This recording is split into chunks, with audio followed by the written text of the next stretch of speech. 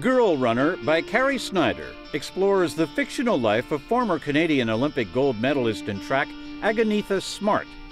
An athlete who is famous in the 1920s. It's also the story of her grown very old. So she's 104 years old when we meet her. She's living in a nursing home and she's very much alone, forgotten by history. And as the book begins, two strangers arrive and take her out for one last adventure.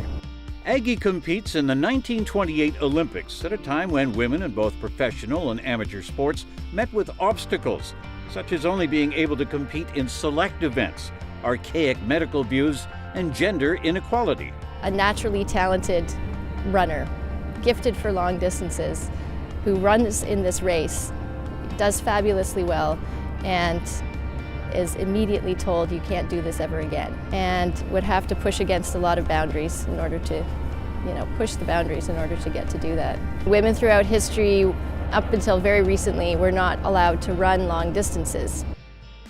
The world is dim in winter's half-light, a heavy sky.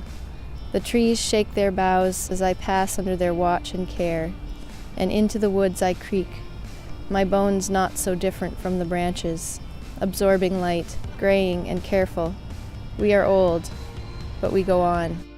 Aggie's relationships mold her into the person she becomes. The connection with her brother George is both difficult and complex.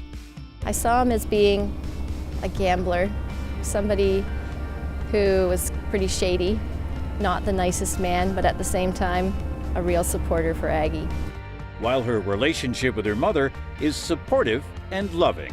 The mother character is a very warm and helpful person who seems to have a really deep understanding and compassion for other people and loving them despite their flaws. She says we have to love them more because they're flawed, not less.